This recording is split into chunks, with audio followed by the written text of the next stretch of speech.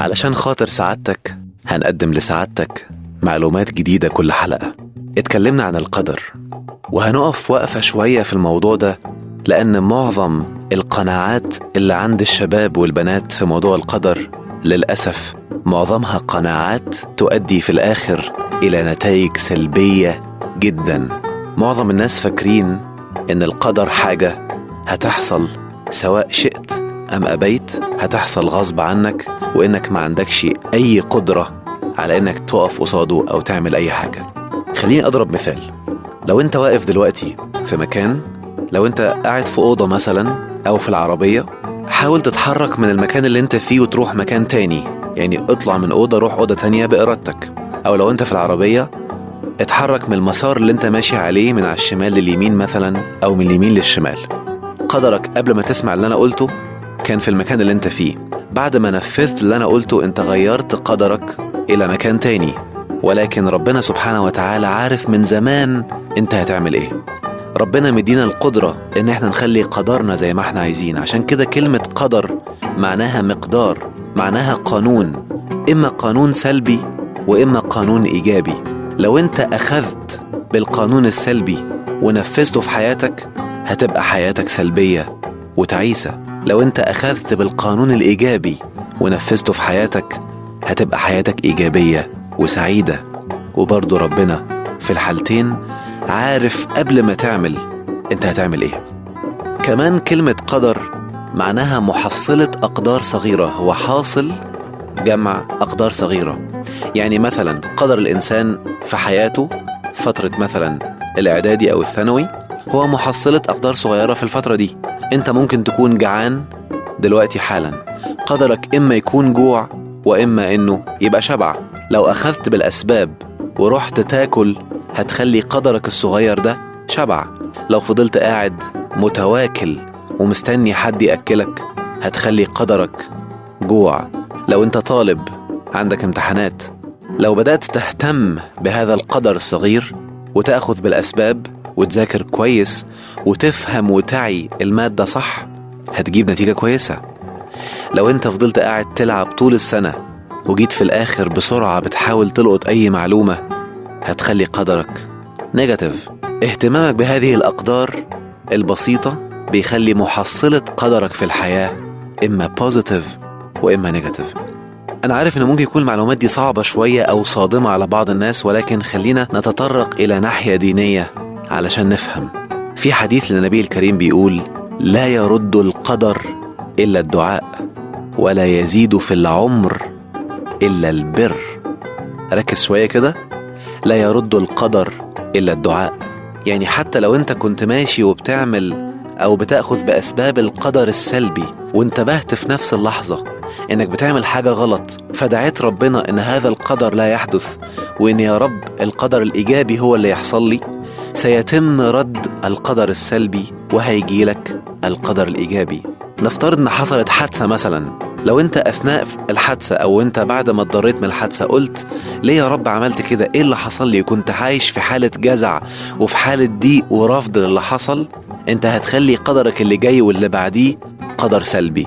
لو أنت فهمت إن اللي حصل ده بإيديك وإنت السبب في حدوثه، وهكرر تاني، اللي حصل بإيديك وإنت السبب في حدوثه، هتنتبه وهتخلي الفترة الجاية من حياتك فترة إيجابية وفترة بوزيتيف. إيه ده؟ هي الحاجات السلبية اللي بتحصل في حياتنا بتكون بسببي؟ أيوة، أي شيء نيجاتيف بيحصل في حياتك أنت السبب فيه. والمعلومة دي لو عرفتها هتقدر تخلي كل حياتك بإذن الله حياة إيجابية. مزيد من المعلومات إن شاء الله بعد الفاصل.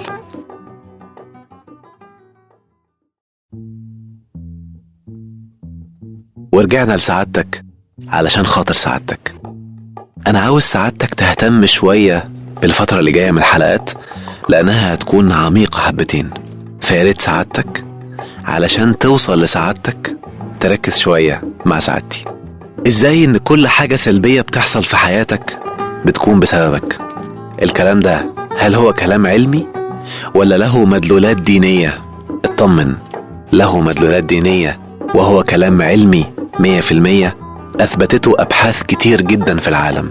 للأسف للناس اللي بتبحث عشان تخلي الحياة سعيدة، مش الناس اللي بتحاول تاخد المعلومات الدينية عشان تحول حياة الناس إلى حياة كئيبة أو حياة تعيسة.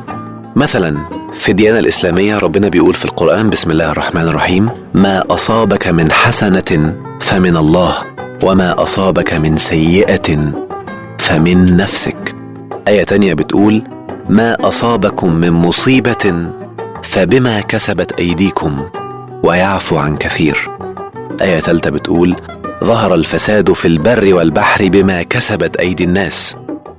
في آيات كتير بتتكلم في الموضوع ده، وهنرجع لنفس الآية اللي قلناها كذا مرة: إن الله لا يغير ما بقوم حتى يغيروا ما بأنفسهم. يعني ربنا بيقولك الحالة اللي انت فيها، القدر اللي انت فيه، ربنا مش هيغيره إلا لما انت تتغير. نفهم من كده إنك لما تقوم تتغير كل اللي حواليك هيتغير، يبقى انت غيرت قدرك وغيرت الحالة اللي انت عليها باتباعك للأوامر اللي ربنا نزلها في الديانات السماوية عشان تخلي حياتنا سعيدة. على فكرة العلماء بيقولوا نحن خلقنا لكي نستمتع، لأنهم لقوا إن الإنسان لما بيصل لأعلى درجات الاستمتاع بتكون طاقته في أعلى درجاتها. هي أعلى الدرجات أو أعلى الطاقات الإيجابية طاقة الحب والاستمتاع. لو إن الإنسان لما يكون مستمتع جسمه بيبقى أسرع بكتير في مقاومة الأمراض والتخلص منها، المناعة بتكون في أعلى حالتها وبالتالي بيقل جدا المرض. لو إن الابتكار والإلهام والإبداع بيبقى في أعلى حالاته. لقوا إن الطاقة الإيجابية بتكون في أعلى حالتها وبالتالي بتشد لحياتك كل الحاجات البوزيتيف زي ما قلنا، الغنى والفلوس والراحة وكل حاجة من نفس الدرجة. فقالوا إيه ده؟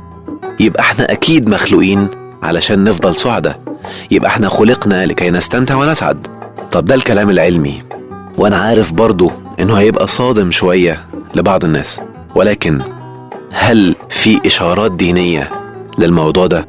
اطمن، في إشارات كتير دينية للموضوع ده. مثلا في حديث للرسول بيقول: الدنيا متاع. ربنا قال في القرآن لسيدنا آدم بعدما ذاق الشجرة هو والسيدة حواء: اهبطوا منها جميعا فإن لكم في الأرض مستقر ومتاع إلى حين. يعني إيه؟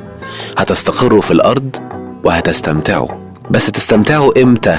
لما تعرفوا كتالوج الاستمتاع وكتالوج الراحة وكتالوج السعادة. هدفنا من البرنامج ده إننا نوصلك لأعلى درجات الاستمتاع والسعادة عشان تخلي حياتك جنة، وعلشان تعرف تتحكم في كل حاجة حواليك زي ما انت عايز بالظبط. خليني أقول لكم حاجة مهمة.